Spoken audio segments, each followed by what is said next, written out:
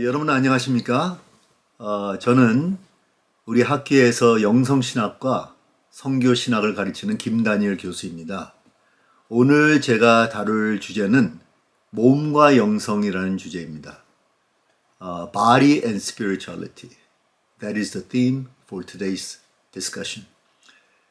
여러분, 몸과 영성 하면 여러분 이게 잘 들어옵니까?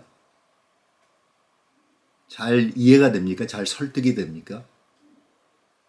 과연 몸과 영성에 어떤 관계가 있기에 이런 주제를 다루실까? 이렇게 생각하시는 분들도 있으리라 생각합니다.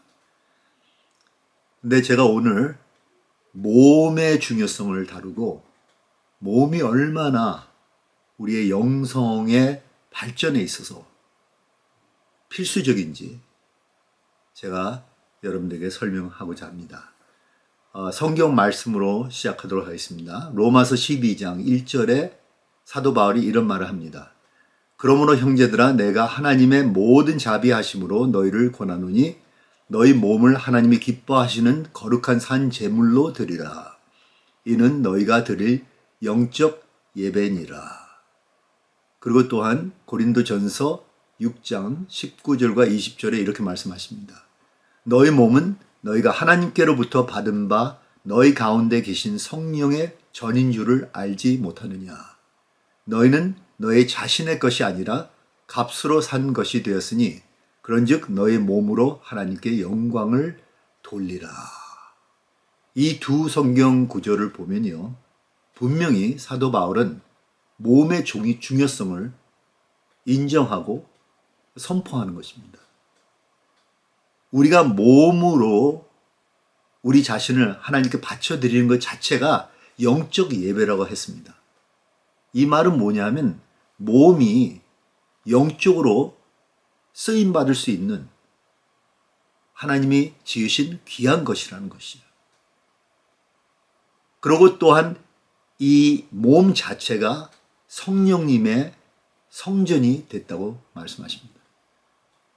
성령님을 우리가 모시고 사는 거예요. 성령님이 우리 안에 내주하시기 때문에 우리 자체는 우리의 몸은 거룩한 성전입니다.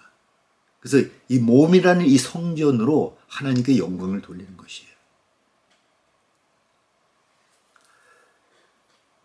제가 이 주제를 다루기 위해서는 무엇인가 여기에 대한 권한이 있어야 되지 않겠습니까? 여기에 대해서 전문적인 어떤 지식이 있든지, 어떤 그런 배경이 있든지. 근데 과연 김다니엘 교수가 어떤 배경이 있기에 몸의 중요성을 강조하고 몸과 영성이라는 주제를 다루실까? 그렇게 궁금해 하시는 분들도 있으리라 생각합니다. 주로 이런 주제를 다루시는 분들은 피트니스 센터에서 트레이너 역할을 하든지, 스포츠 세상에서 코치 역할을 하든지, 또는 운동선수들이 주로 다루는 이런 주제인데, 어떻게 김다니엘 교수 학자가 이런 주제를 다룰 수 있을까? 그리고 젊은 사람도 아니고 60대 노인이 말이죠. 젊은 청년들에게 이러한 내용의 말씀을 전할 수 있을까? 혹시 여러분들이 궁금해할지 모르겠습니다. 저는 계산을 해보니까 인생을 한 3분의 2 정도 살아온 것 같습니다. 그렇다면 이제 3분의 1 정도 남았는데요. 물론 여러분들이 저를 볼 때는 노인으로 보시지만 실제로는 이 100세 시대에는 제가 중년 또는 청년일 수도 있어요. 어떤 조사에서는 제 나이의 사람들을 청년이라고 부릅니다. 가장 중요한 것은 청춘이라는 것은, youth라는 것은 우리의 마음의 상태에서부터 시작이 되는 거 아닙니까? 그래서 그런지 저는 아무리 제가 나이가 이렇게 들어도 제가 이제 남은 여생을 어떻게 살아야 할고 그리고 또 이 나이가 들다 보니까 이 몸에 대해서 많이 신경을 쓰게 돼요. 옛날 같지 않습니다. 옛날에 뭐 운동도 많이 했고, 또 이제 잠시 후에 제가 쉐어링 하겠지만 또 이렇게 춤의 세계에서도 활동을 했고 한 그런 사람인데, 지금 나이가 들면서 이제 점점 더 이 몸이 쇠퇴해지면서 서서히 망가지기 시작해요. 그래서 이거를 계속 재생시키기 위해서 엄청 노력을 합니다. 그런데 저는 어린 시절 때 생각해 보니까 이 몸을 움직이는 것에 관심이 많았던 것 같아요. 제가 만 10살 때 한국을 떠나서 미국으로 이제 이민 갔는데, 한국에 대한 기억을 제가 생각해 보니까 많이 몸으로 놀았던 것 같아요. 그때만 해도 뭐 너무 가난한 시절이었기 때문에 뭐 놀 수 있는 무슨 장난감도 없었고, 뭐 여러분 같이 핸드폰이나 뭐 컴퓨터나 뭐 인터넷 세계에서 게임하고 그럴 수가 없었어요. 너무 가난해서 저는 제 딸들에게 항상 그런 말을 합니다. 나는 그냥 흙 가지고 놀았다. 흙. 예. 그러면서 그냥 몸으로 때우는 거예요.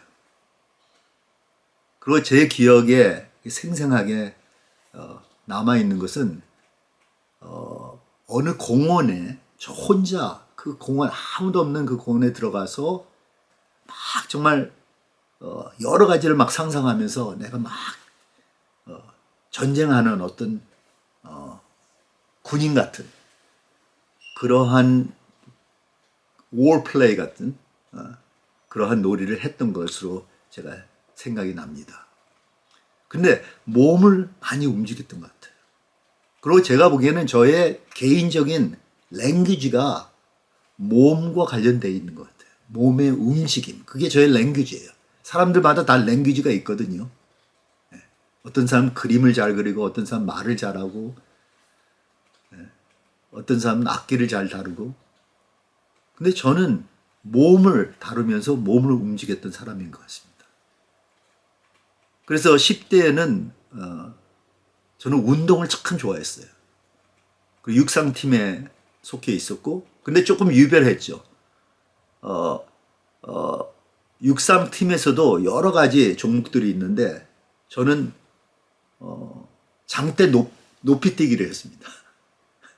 그래서 긴 장대를 가지고 달려가서 거기다 해서 공중에 훅 나르듯이 하면서 그런 식으로 또 운동을 했습니다. 그리고 또 대학 시절 때는 제가 펜싱팀, 요즘 우리 한국 선수들이 대단하죠. 네? 그런데 그 먼 옛날에 제가 펜싱팀에서 FA 선수였습니다. 네. 또 기계체조도 좀 하고 뭐 여러 가지를 했습니다만, 제가 아마 몸에 대해서 더욱더 어웨어네스를 갖게 된 것이 무용을 하면서, 이것도 고전 무용, 영어로 말하자면 발레이를 제가 직접 하면서 몸에 대한 어웨어네스를 인식을 더욱더 했던 것 같습니다. 근데 무용은 어떻게 하게 됐는가? 생각해 보니까 제가 운동하는 걸 좋아하기 때문에 움직이는 예술 종목들이 무엇이 있을까 생각해 보니까 무용이더라고요. 댄스더라고요. 댄스를 통해서 내가 내 자신을 표현할 수 있지만 동시에 움직이니까 얼마나 좋아요. 그래서 제가 무용을 전문적으로 하겠다 해서 대학 시절 때는 기계공학을 전공했는데, 졸업한 후에 2년 더 정말 뉴욕시에 가서 내가 무용수가 되겠다 하고 결심하고 갔습니다. 뉴욕시에 School of American Ballet라는 유명한 학교가 있어요. 거기에서 제가 한 2년 정도 훈련을 받고 이제 프로페셔널로 등장하기 바로 직전에 주님의 은혜 가운데서 주님을 영접하고 제가 주님의 종으로 나서게 된 것이죠. 그래서 저는 이 무용을 통해서 몸의 움직임, 또 무대에 서서 공연을 하면서 제가 많은 그 움직임에 대해서 깊이 생각을 했습니다. 그러나 막상 주님의 종이 되고 신학을 공부하고 그 다음에 교회에서 일을 하고 또 여러 가지 선교적 비전을 가지고 활동하다 보니까 몸에 대해서 별로 신경을 안 쓰게 되는 거예요. 그리고 여기에 대한 또 선입견이 있잖아요. 목사는 무엇을 하는 사람이에요?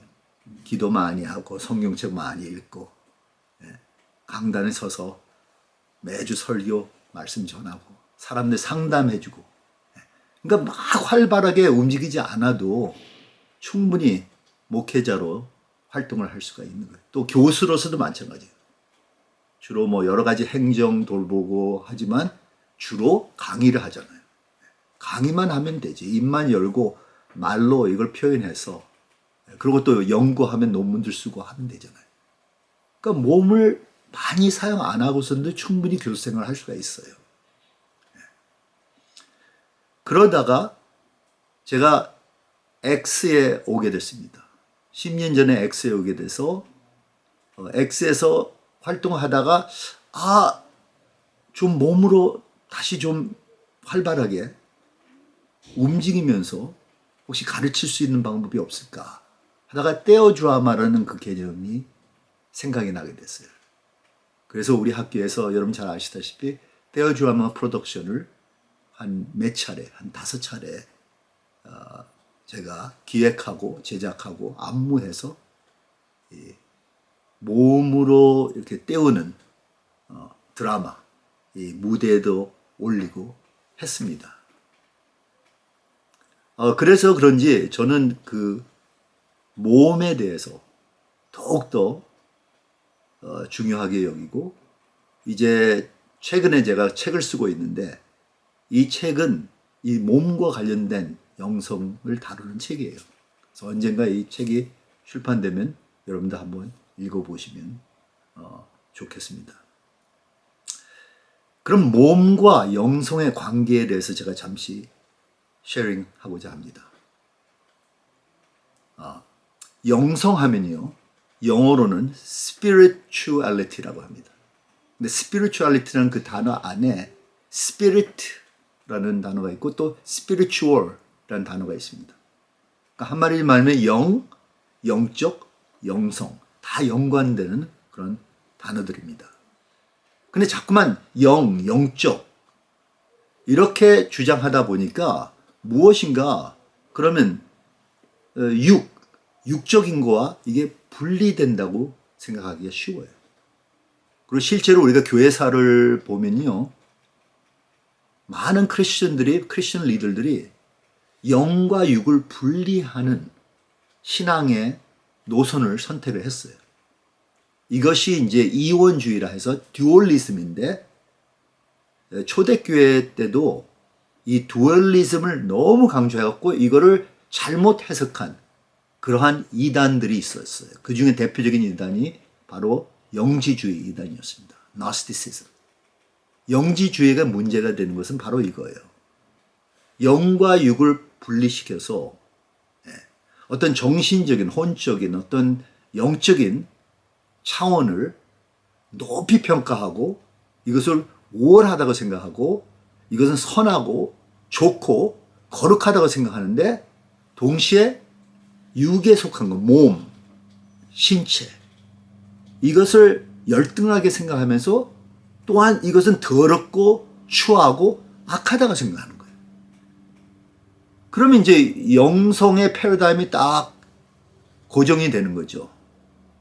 그게 뭐냐 하면 우리는 결국 이러한 더러운 몸에서 해방이 되는 거야. 몸을 떨쳐버리고 영혼만, 혼만 살아나는 거예요. 그런데 이게 기독교 관점에서는 정말 잘못된 개념이거든요. 이러한 듀얼리즘, 이러한 영지주의 듀얼리즘은 정말 잘못된 사고입니다. 오늘날은 더욱더 이러한 생각이 악화된 이유 중에 하나가 여러분 잘 아시다시피 특별히 21세기에 4차 산업혁명을 통해서 모든 것이 더욱더 디지털화되고 사이버화되고 가상현실화되고 인공지능화 된 이 사실 여러분들 아시고 있지 않습니까? 이게 바로 무엇이에요? 사람이 더욱더 그 육신으로 존재하고 있다는 것을 우리가 잊게 되고 점점 더 우리가 기계화되고 디지털화 된다는 현상입니다. 그러니까 우리의 그 본질에서 더욱더 벗어나게 돼서 여기에 있어서는 찰스 테일러라는 사회 철학자가 무슨 말을 했냐면 우리가 지금 탈육신적 어떤 그러한 현상 가운데서 살아 존재하고 있다는 거죠. 탈육신적의 반대 개념이 바로 육신적인데 탈육신적 하면 excarnational 하라는 것입니다.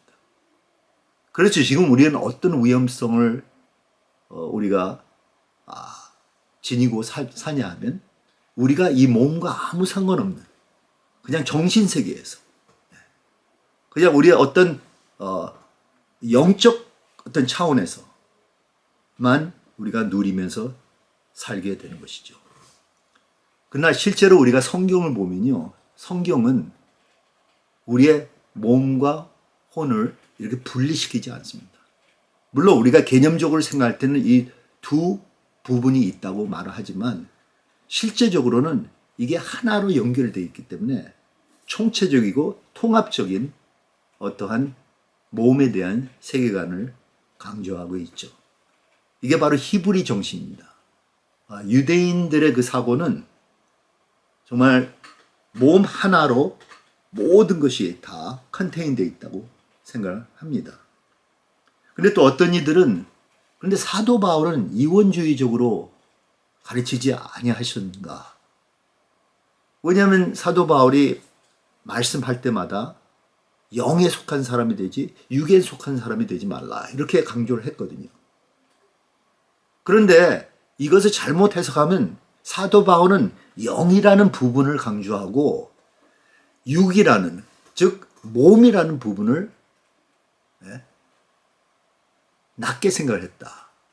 근데 그게 아니거든요. 사도 바울이 말하는 것은 육에 속한 사람은 몸만이 아니에요. 정신적으로 자기 혼적으로 또한 자기가 영적으로도 자기 자신의 그 주장 그리고 이기적인 그런 생각들 그것을 주장하는 것을 육에 속한 사람이라고 하는 거고 영에 속한 사람은 하나님을 지향하고 성령님 안에서 모든 것을 하는 것을 영에 속한 사람이라고 하는 것입니다. 그 육에 속한 사람이 몸에 속한 사람을 의미하는 건 아니에요.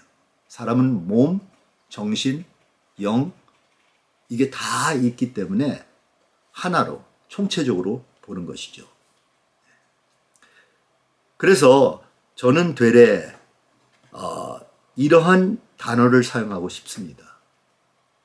이런 총체적인 것을 의미하기 위해서 그냥 몸, 그냥 혼 이렇게 표현하지 말고 육신화된 영혼 또는 영혼화된 몸 이렇게 표현하는 것이 바람직하다고 생각합니다. 그럼 우리가 몸으로 산다 할 때 이 몸은 살아있는 몸, 어떤 원동력이 있는 다이내믹한 몸 이렇게 표현하고 싶습니다. 철학자들은 체험된 몸, lived body라고 표현을 해요. 그 말은 뭐냐면 어떤 주체로서 본인이 체험하는 몸이지 그냥 몸을 분석하고 몸에 대해서 몸의 존재가 무엇이고 따지고 하는 것이 아니라 이걸 체험하고 몸으로 살아가는 것을 강조합니다.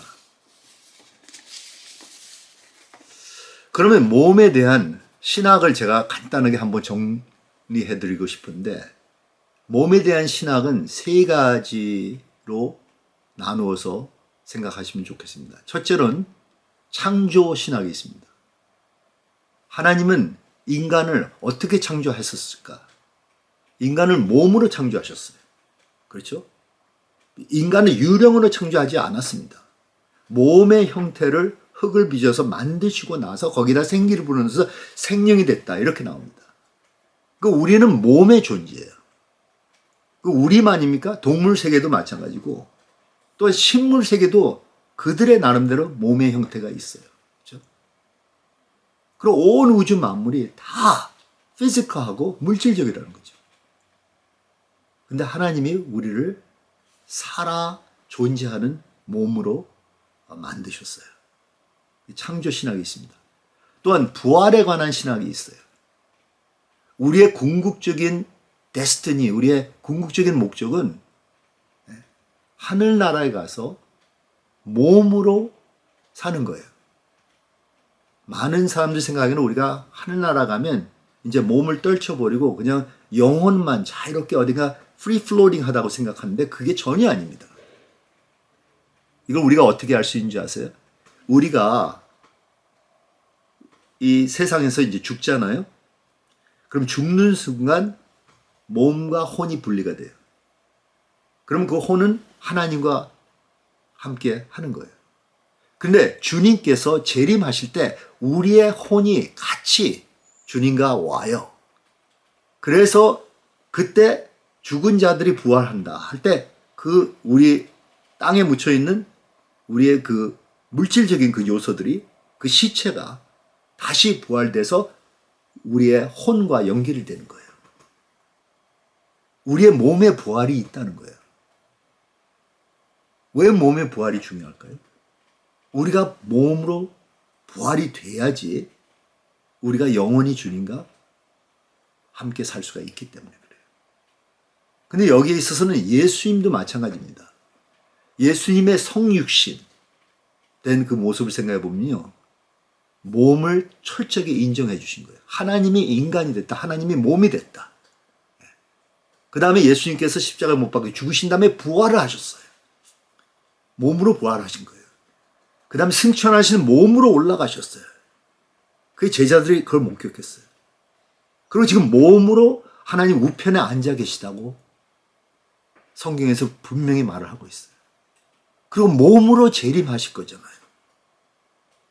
그러면 그의 몸과 우리의 몸, 그리고 우리를 전체적으로 말하자면 그리스도의 몸이 연합이 되는 거예요. 그래서 영원토록 우리는 몸과 몸으로 대면하고 소통하고 우리가 동행하고 하면서 주님과 영원히 살게 된다는 것이죠. 그러니까 여러분 속지 마세요. 어떤 사람들이 우리가 죽으면 주님과 영원토록 이제 그냥 영적으로 무엇인가 우리의 몸을 떨쳐버리고 하늘나라에서 그냥 무슨 힌두교나 불교에서 말하는 어떤 열반 상태에서 그냥 샬롬을 이루면서 영원토록 산다. 그런 개념이 전혀 아닙니다.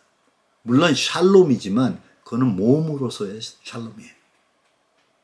그래서 이 물질 세계의 모든 것이 새로워지고 영화로워지면서 주님과 영원히 살게 된다는 것입니다. 그래서 몸에 대한 신학은 세 가지인데 첫째로 창조 신학, 둘째는 부활에 대한 신학, 그리고 성육신적 신학입니다. 그럼 제가 잠깐 우리 성육신된 예수님에 대해서 좀 쉐어링하고자 합니다. 요한복음 1장 14절에 이런 말씀이 나오죠.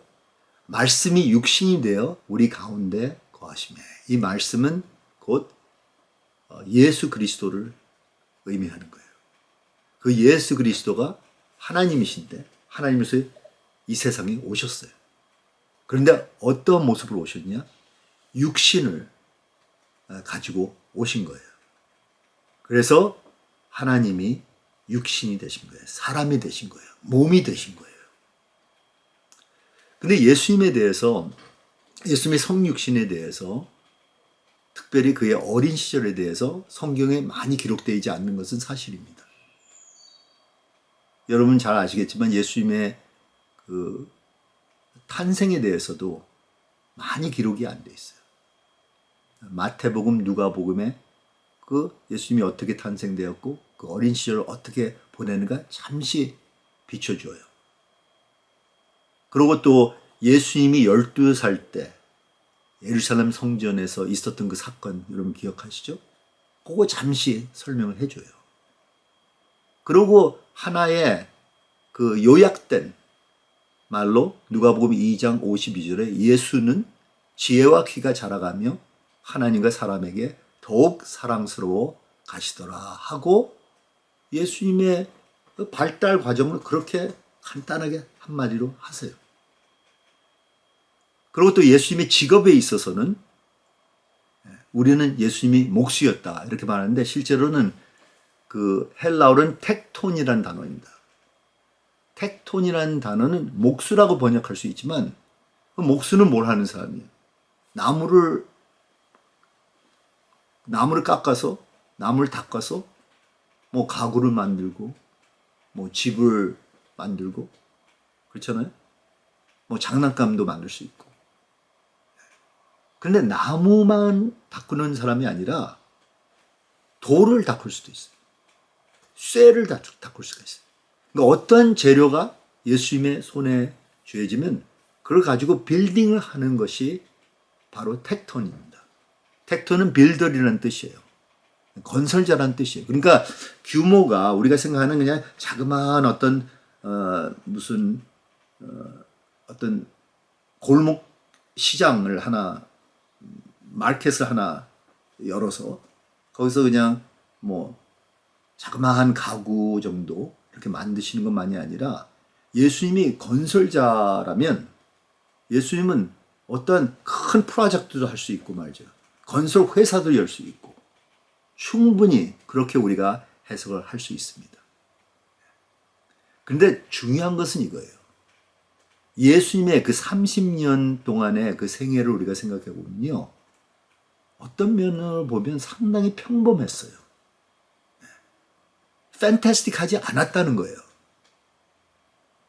예수님이 3년 동안의 사역을 보면 얼마나 팬타스틱한지 신령한 일들을 많이 했잖아요. 말씀을 권위적으로 전하고 병든 자들 막 회복시키고 귀신 들린 자들 귀신들 막 축사하고 온갖 자연적인 어떤 초자연적인 능력으로 기적을 행하시고 온갖 이런 일을 했는데 예수님이 30년 동안에 그 젊은 시절을 생각해 보면요. 별로 그런 것이 안 나타나요. 그것을 이제 hidden years, silent years라고 합니다. 비교적 조용하고 무난하고 평범했던 삶이었어요. 그런데 이것이 중요한 거예요. 예수님이 과연 그 생애를 어떻게 지내셨는가? 첫째로 예수님은 아마 그냥 건강하게 자기 몸을 잘 관리하고 관계들 잘 관리하고 나름대로 열심히 공부하고 배우고 그 삶의 모든 것을 잘 정립했으리라고 생각합니다. 그리고 예수님이 텍톤으로서 어떻게 일을 했을까 생각해보면 모든 것을 성실하게 훌륭하게 도덕적으로 올바르게 행했으리라고 생각해요. 예수님이 뭘 작품을 하나 만드셔도 저는 그런 생각을 한번 해본 적이 있어요. 예수님의 작품이 어딘가 팔레스타인인가 중동의 어딘가 뭐 여기저기 어딘가 어느 샵에 보관이 될 수도 있어요. 무엇인가 그 어떤 유적이 남아있으라고 생각해요. 예수님이 직접 만드셨던 뭐 가구나 뭐 기구나 이런 것이 어디에 있으라고 생각해요. 근데 예수님이 만드신 건 분명히 가장 성실하게 완벽하게 만드셨으라고 생각합니다. 또 예수님은 또 자기 식구들을 책임졌잖아요.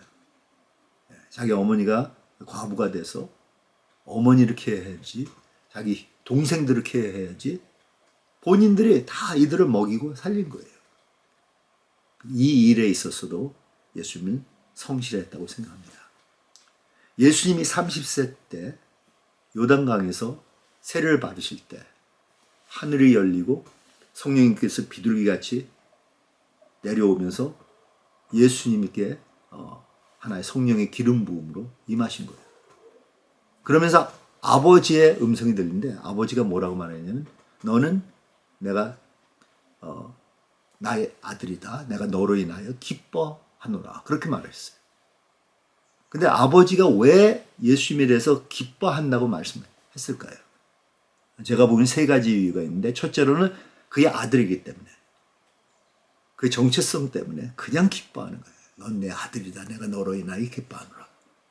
또한 어떤 예언적으로 말하자면 네가 장차 메시아로서 십자가에 못 박혀 죽고 온 인류를 대속하기 위해서 네가 희생을 할 거다. 그래서 너의 모든 공로, 너의 사역과 십자가의 죽음 이것에 대해서는 내가 미리 기뻐하노라. 근데 제가 보기에는 가장 자연스러운 해석은 예수님이 30년 동안에 살아왔던 것을 보시고 아버지께서 네가 나를 지금까지 기쁘게 해줬다. 그래서 나는 너를 축복하고 이제 이 시간에 너를 위임한다. 해서 이제 사명자로서 이제 예수님이 등장하게 된 것이죠. 그렇다면 예수님은 그의 전생에 30년의 가장 평범한 생에 그렇지만 3년 동안의 그 화끈한 그런 사역의 생애 전체를 통해서 아버지를 기쁘시게 해드렸다고 생각합니다. 그러면 예수님이 어떻게 이것을 실행했을까? 아버지께 기쁘게 해드릴 수 있는 그런 일을 해드렸을까? 저는 한 세 가지의 다이내믹을 생각합니다. 첫째로는 몸으로 했어요. 모든 것은 몸으로 했지 예수님이 정신적으로만 한 것이 아니라 말로만 한 것이 아니에요. 예수님 모든 것을 몸으로 뗀 거예요. 그래서 이거를 이제 몸으로서의 인간, somatic person이라고 합니다. 소마는 헬라어로 몸이라는 뜻이에요. 근데 그냥 몸을 어떤 정적으로 그냥 거하는 것이 아니라 몸을 움직이면서 행했어요. 어떤 운동력 있는 몸의 행위였어요. 그것을 이제 또 다른 헬라어인데 키네시스라고 합니다. 키네시스는 움직인다는 거예요. 그래서 kinetic person이었어요. 근데 그냥 움직인 게 아니에요. 움직일 때마다 예수님은 아마 모든 것을 의도적으로 지향적으로 움직였으라고 생각해요. 오늘날 여러분 그 한류를 통해서 우리의 젊은이들이 많이 활발해졌어요. 몸을 어떻게 움직여야 되지, 노래를 어떻게 불러야 되지, 엔터테인먼트 세상에서 다들 무대에 세우면 잘할 수밖에 없는 그런 세상에 살고 있어요. 근데 이제 이런 음악을 틀어주잖아요. 그럼 젊은이들 그냥 막 흔들흔들 몸을 막 움직여. 그렇잖아요. 그러니까 막 그 흥을 느낀단 말이죠. 그래서 그냥 움직이는데 예수님은 그냥 움직였을까? 그냥 흥분돼 갖고 그냥 그 흥을 느끼면서 움직였을까? 아니면 예수님이 움직이고 행하는 모든 것이 하나님 아버지를 지향하고 하나님께 정말 영광 돌릴 수 있는 그런 움직임이었을까? 한번 생각해 봅니다. 예수님이 식사를 할 때 우리는 그냥 막 먹잖아요. 그냥 처먹잖아요. 퍼먹잖아요. 근데 예수님은 그러지 않았으라고 생각해요. 식사를 해도 한 끼 한 끼 자기가 할 때 정말 그 하나님과 연결되는 그 식사였어요. 예수님이 일을 해도 몫으로서 뭐 나무를 가꾸고 할 때 이거 하나하나 행동이 정말 하나님을 지향하는 행동이었어요. 그래서 이 지향적 의도적인 인간을 텔레올로직 퍼슨이라고 합니다. 텔레올로기아 한다는 것은 어떤 목표를 향하여 지향한다는 것. 그 어떤 목적을 가지고 산다는 뜻입니다. 그러면 전체적인 픽처리 그래요. 몸을 움직이면서 몸을 정말 의도적으로 또한 어떤 방향으로 이걸 움직여 나간다. 그래서 전체적인 픽처리 바로 대리인 인간의 픽처입니다. 이것이 이제 에이전틱한 퍼슨이라고 합니다. 그래서 예수님은 하나님의 에이전트였어요. 하나님이 보내시는 그 에이전트로서 하나님이 예수님을 통해서 역사하시기를 원했다는 것이죠. 그럼 제가 이제 마지막으로 이제 남은 시간에 제가 이 예수님 같이 이 소매틱, 키네틱, 에이전틱한 삶을 사는 데 있어서 도움이 되기 위해서 몇 가지 무브멘트에 관한 기초, 이것을 인생 훈련이라고 저는 생각하는데, 우리가 인생을 살아가는 데 있어 베이직한 것을 훈련을 받아야 돼요. 근데 그게 얼만큼 훈련이 됐는가 오늘 여러분들이 한번 검토해 보시기 바랍니다. 제가 5가지 분야에 대해서 어떻게 우리가 훈련을 해 나가야 하는지 좀 설명을 해 드리고자 합니다. 첫째로는 우리의 상상력을 키워나가야 돼요. 여기서부터 시작이 됩니다. 아니, 상상력과 우리의 몸의 움직임과 무슨 상관이 있느냐. 상상을 할 수 있다는 것 자체는 우리가 어떤 지적인 동작을 시도하는 거예요. 이 뇌에서 벌써 이미 이게 딱 침체된 사람들이 있어요. 경직된 사람도 있어요. 물론 뭐 컴퓨터 같이 말이죠. 뭐 컴퓨테이션 하고 뭐 숫자 개념이 있고 뭐 무엇을 기억하고 이런 걸 잘 됐지만 창의적이지 못한 사람들이 있어요. 그 말은 뭐냐면 우리의 생각이 이렇게 고정돼서 틀에 박힌 그런 식으로 기계같이 오퍼레이팅 한다는 거죠. 근데 창의적으로 우리가 이 뇌를 작동시킨다면 우리가 얼마나 자유화되는지, 그리고 이 우리가 생각하는 것과 이 몸이 연결이 돼서 내가 자유롭게 생각하면 자유롭게 표현을 할 수가 있어요. 그리고 내 몸을 또 자유롭게 훈련을 시켜 놓으면 또 내가 정신적으로 자유롭게 돼요. 저도 정신적으로 많이 자유롭게 된 이유 중에 하나가 몸으로 많이 이걸 풀어나갔기 때문에 그래요. 그리고 또 지속적으로 제가 창의적으로 생각하니까 몸이 더욱더 그 창의적인 그 플로우에 맞춰서 이게 흘러가게 되는 거죠. 그래서 우리가 이러한 인지적인 방식을 많이 우리가 시도를 해봐야 됩니다. 몇 가지 제가 말씀드리고 싶은데요. 첫째로 묵상을 깊이 하세요. 묵상을 깊이 하도록. 무엇을 생각해도 그거를 깊이 묵상을 하세요. 특별히 우리가 말씀을 펴서 읽을 때 그 말씀에 있는 내용들을 볼 때요. 특별히 예수님의 생애에 대해서 깊이 생각해 보세요. 메디테이션 하세요. 그 다음에 예수님의 생애에 대해서만 상상하는 것이 아니라 이거를 나와 연결시켜 보세요. 그럼 내가 예수님 같이 행하는 게 무엇인지 좀 상상을 해보세요. 이걸 또 심상을 해보세요. 이미지네이션을 가지고 비주얼라이즈를 하는 거예요. 그림을 그려보는 거예요. 그리고 지속적으로 창의적인 생각을 해나가세요. 이게 왜 중요하냐면 오늘날 이 팬데믹 가운데서 우리가 살아 생존하려면 이제 창의적이어야 돼요. 혁신적이어야 돼요. 여러분 뭐 유튜브에 아무나 그냥 뭐 비디오를 올리고 그러는데 유튜브를 통해서 우리가 비즈니스를 하려면요. 제가 알기로는 저도 시도를 해보려고 하는데 비즈니스 하려면 창의적이어야 돼요. 수많은 경쟁자들 중에 자기 것이 더욱더 무엇인가 색달아야 돼요. 그리고 무엇인가 독창적이어야 돼요. 그러니까 여기에 있어서 우리가 창의적인 방식으로 우리가 행해야 된다는 거죠. 그러면 누가 이 창의적이고 상상력 있는 사람들일까요? 가장 전문가들이 누굴까요? 제가 보기엔 어린애들입니다. 저의 늦둥이 같은 어린애들이. 그 어린애들이야말로 이 플레이, 놀이의 엑스퍼트입니다. 그래서 얘네들 뭐 책을 읽든지 게임을 하든지 뭐 비디오를 보든지 소셜 미디어를 통해서 하는 거 보면 대단히 창의적이에요. 모든 것이 그냥 자연스럽게 창의적이고 자발적이고 정말 상상력이 있더라고요. 그러니까 여러분, 우리 모두 다가 예수님이 말씀한 바와 같이 천국은 어린애들에게 어린애들 것이라고 그랬어요. 천국을 들어가려면 어린애같이 돼야 된다고 말씀하셨어요. 그럼 우리가 어린애들 통해서 배워야 되는 거예요. 다시 이 상상력, 창의성 이것을 우리가 키워나가야 됩니다. 둘째로는 복골 훈련입니다. 보이스 훈련이죠. 발성하는 법을 우리가 배워야 돼요. 여러분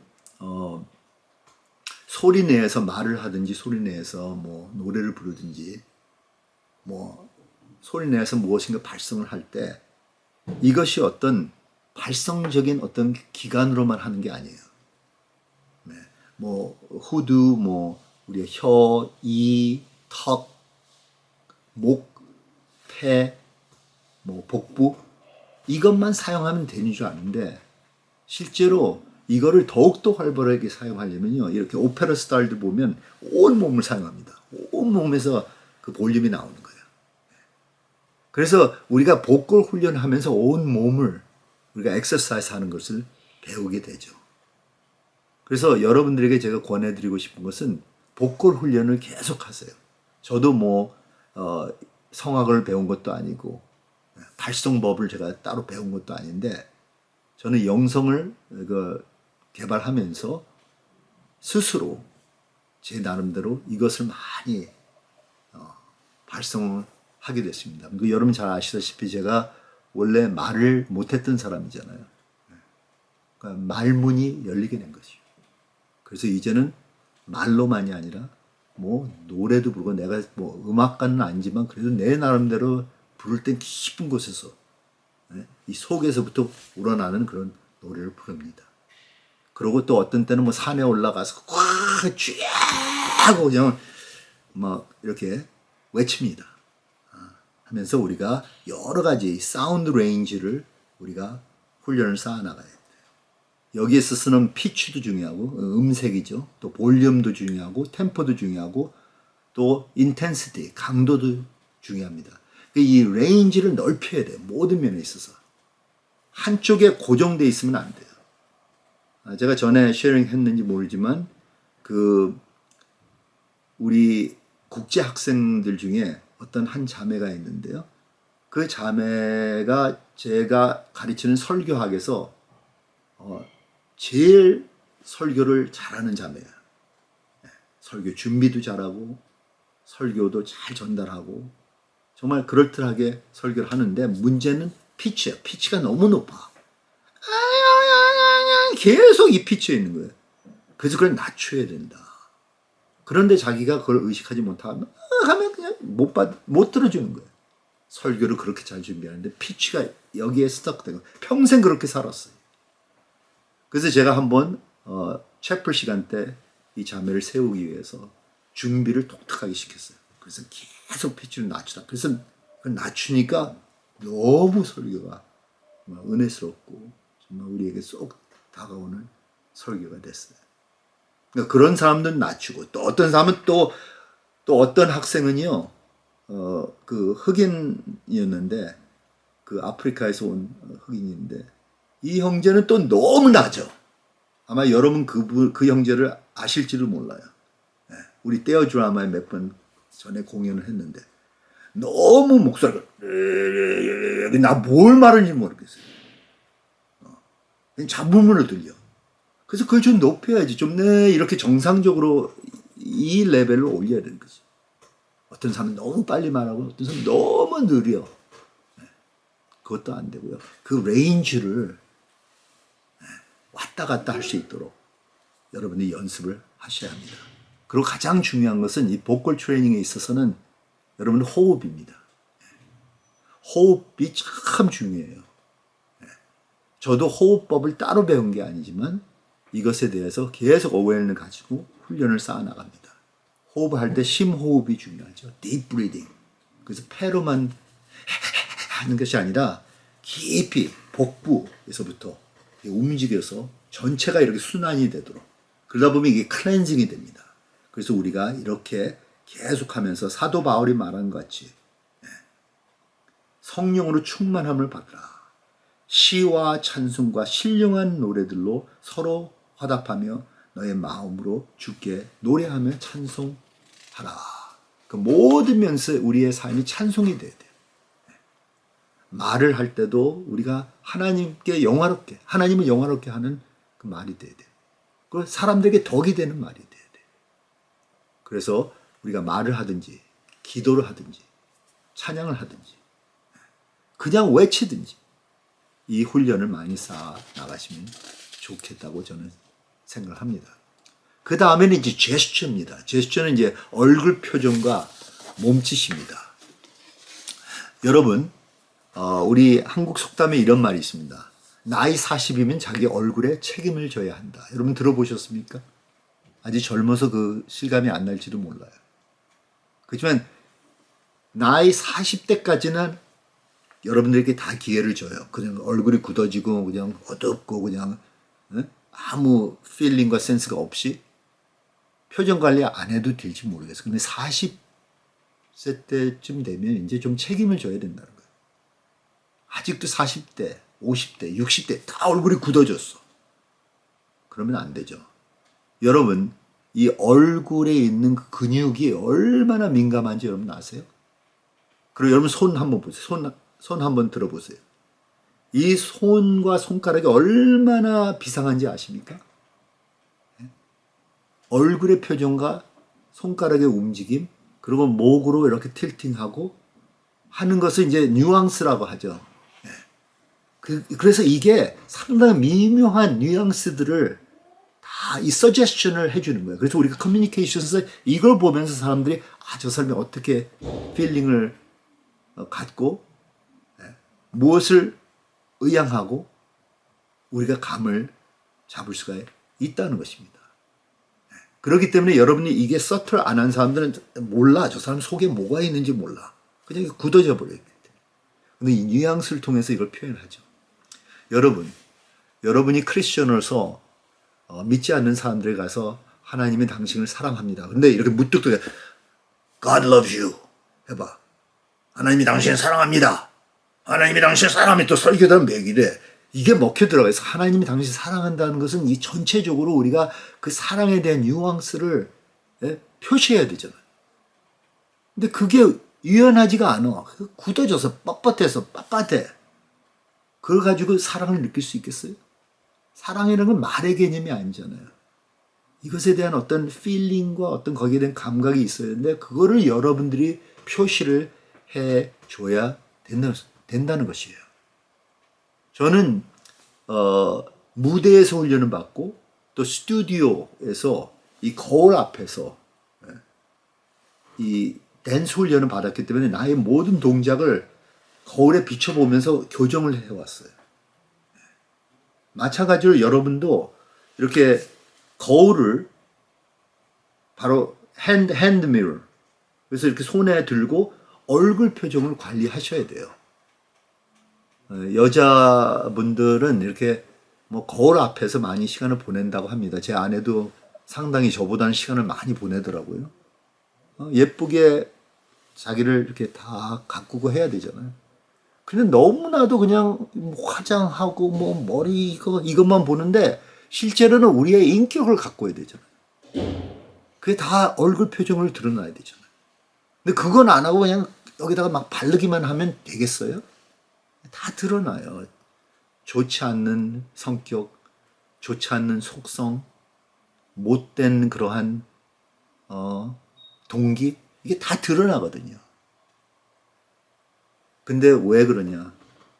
전혀 그런 훈련을 안 쌓기 때문에 그래요. 외모에만 신경을 쓰기 때문에. 그렇기 때문에 우리 자매 여러분들은 그러지 마시고 거울을 볼 때 인격 훈련을 쌓아 나갔어요. 이거를 여러분이 표출할 수 있을는지, 그리고 누가 여러분들 얼굴을 보고 여러분의 표정을 봐도 설득력 있게 여러분들의 그 사랑과 진지한 그 모습을 드러낼 수 있을는지 여러분들이 훈련을 해야 합니다. 왜 제가 거울을 사용하라고 하냐면 거울을 보면요, 야고보 선생도 그 말을 해요. 말씀을 거울로 삼아서 바라보면서 그대로 우리가 행해야 되지, 어느 누가 말씀을 들여다봤는데 그 다음에 행하지 않는 사람은 거울을 바라보면서 자기 얼굴이 어떻게 생겼는지 있는 사람과 같다 그랬어요. 그러니까 우리가 거울을 보면서 여기에 대한 differentiation을 알아요. differentiation의 뜻은 이것에 대한 차이점을 알아야 돼요. 그러면서 조절을 해나가는 거예요. 보면서 이게 더 아름답지. 내 표정이 이렇게 해야지 더 아름답지. 아니면 이래야지 더 선하지. 이래야지 더 온유하지. 이래야지 더 진지하지. 이런 것을 우리가 그 차이를 알아야 돼요. 무엇이 더 진지한지. 그게 가능합니까? 뭐 진지한 사람은 여기서부터, 근데 여기서부터라는 것이 우리가 계속 이것을 반사하면서 여기에 대한 리플렉션을 우리가 알게 되지, 자기 자신도 검토하지도 않고 자기 지금 어디까지 와 있는지도 이게 분석이 안 되면 어떻게 발전이 있겠습니까? 그래서 자기의 발전을 위해서는 자기가 평가를 해야 돼요. 자기를 깊이 검토해야 돼요. 그래서 여러분 제스처, 얼굴 표정, 몸짓 지금 몇 년 안 남았습니다. 이제 곧 언젠가는 이 속담이 여러분의 귀에 계속 생생하게 들릴 거예요. 나이 40이면 자기 얼굴에 책임을 져야 한다. 명심하시길 바랍니다. 그 다음에 신체 동작입니다. Physical movement. 여러분, 우리의 몸의 모든 부위는 다 이게 작동이 돼야 돼요. 이게 움직일 준비가 되어 있어야 돼요. 그래서 관리를 잘해야 되는 거예요. 팔, 다리, 허리, 힙, 모든 부위가 이제 출발한다 그러면 딱 움직여야 되는데, 출발한다 그러는데 풀어져, 늘어져, 게을러져. 그래서는 안 되잖아요. 그렇기 때문에 우리의 몸을 하나님께 산제사로 드리려면요, 하나님의 명령이 떨어질 때 언더고 할 때 고 해야 돼요. 그렇기 때문에 우리 자신을 깨워서 우리를 작동케 해야 된다는 거예요. 그렇기 때문에 이것에 대한 어떤 관성이라고 할까? inertia. 어떤 수동적인 어떠한 자세로 그냥 늘어지면 안 됩니다. 그래서 우리가 계속 깨어서 운동도 하고 내 자신을 발전해 나가야 됩니다. 그러고요, 몸을 잘 사용하는 사람들은 이 sense of space를 가지고 움직여 나가요. 자기가 어딘가 이렇게 앞으로 전진해 나갈 때 이 주변에 이 공간, 이거를 페리스페이스라고 하는데, 여기에 대한 어웨어네스를 가지고 사는 사람들이에요. 그냥 실행하는 게 아니에요. 자기가 어떤 공간을 뚫고 간다고 하면서 공간에 대한 어웨어네스를 가지고 사는 사람이에요. 이거를 이제 우리가 신경과학에서는 이걸 매핑이라고 합니다. 우리 뇌에 벌써 이걸 매핑을 하고 사는 사람들이에요. 이런 어웨어네스를 가지고 살아야 되겠습니다. 둘째로는 이런 개념이 중요합니다. 우리의 중심을 잘 잡아서 센터링 하는 삶을 살아야 돼요. 제가 무용을 배울 때 그 프렌치어로는 그 아플롬이라는 단어가 있어요. 아플롬. 그 뜻이 무엇인가 알아보니까 이게 어떤 중심을 가지고 행한다는 거예요. 이 중심이 딱 잡히면요, 다른 모든 것이 자유로워져요. 근데 중심이 안 잡히면 막 여기서 끼워 맞추려고 해요. 그래서 댄서들 중에서 중심을 못 잡고 자꾸만 끼워 맞춰서 밸런스를 유지하려고 그러는, 팽이같이 돌 때 막 이걸 안 쓰러지려고 하든지 이러면 너무 어색하게 보여요. 근데 가장 자연스럽게 정말 그레이스풀하게 우아하고 가장 편하게 보이는 댄서들은 중심이 딱 잡힌 사람이에요. 그래서 어떤 중심이 있든 어디 무슨 테크닉을 하든지 이 중심이 잡힌가 팽이같이 돌게 돼 있어요. 그래서 우리도 이 중심적 삶을 살아야 한다고 생각합니다. 그리고 트레이닝 방식은 다양해요. 오늘날 너무 많은 트레이닝이 있기 때문에 뭐 크로스핏, 요가, 뭐 스위밍, 빠꾸, 뭐 프리 러닝. 제가 자랐을 때는 이 프리 러닝이라는 개념이 없었어요. 근데 막 하고 싶어요. 지금 막 그 프리 러닝 하는 사람 막 뛰어서 넘어서 벽을 막 밟고 디디고 스파이더맨 같이 뛰어다니고 그걸 하고 싶은데 제 몸이 그걸 감당 못해. 근데 정신적으로는 그렇게 하고 싶어요. 여러분들 충분히 할 수 있으니까 여러분 뭐 프리 러닝 시도를 해보세요. 제가 보기엔 참 좋은 운동이라고 생각합니다. 그리고 뭐 무술, 댄스, 그리고 꼭 마임을 배우세요. 잘 모르시겠으면 요즘 유튜브에 다 실립니다. 다 어떻게 트레이닝 하는 게 다 나와요. 그래서 뭐 가끔 이렇게 취미 삼아 유튜브에서 보시고 레슨도 받으시고 하시기 바랍니다. 마지막으로 제가 소개해드릴 개념이 하나가 있습니다. 그리고 이걸로 마무리하도록 하겠습니다. 그게 바로 신체 존재감입니다. bodily presence예요. presence. 여러분 우리의 몸이라고 할 때 이게 몸이 그냥 어떤 물질적인 요소로 끝나는 게 아닙니다. 신체로 그냥 끝나는 게 아니에요. 이 몸과 에너지가 이게 통일이 돼 있거든요. 네. 그렇기 때문에 우리는 그냥 어떤 육체적인 존재가 아니라 우리는 또 영적인 존재예요. 네. 어떤 에너지가 풍성한 존재라는 거죠. 그래서 이 에너지, 바디 에너지를 과학적으로 증명할 수 있어요. 이건 이제 아우라라고 하든지 아니면 어떤 거기 에너지 필드를 이렇게 특별한 카메라로 찍어보면 그걸 볼 수 있답니다. 그래서 사람들마다 이게 다른데요. 사람들이 정말 그 풍요로운 사람, 관대한 사람, 남들에게 베푸는 사람, 이렇게 계속 나누는 사람들은 이 에너지 필드가 넓다고 그래요. 그러고 이렇게 이기적이고 인색하고 쫀쫀한 사람들 있잖아요. 그 에너지 필드가 좁아요. 그렇게 느껴요. 이런 사람들을 이렇게 만나면 저 사람은 뭔가 프레젠스가 있다. 무엇인가 풍기는 게 다르다. 저 사람에게서 이렇게 느끼는 그 향을 이렇게 평가를 하잖아요. 근데 어떤 사람도 보면요. 그 사람 근처에 가면 정말 불안해. 어색해. 그러니까 그것도 우리가 관리를 해야 된다고 저는 생각합니다.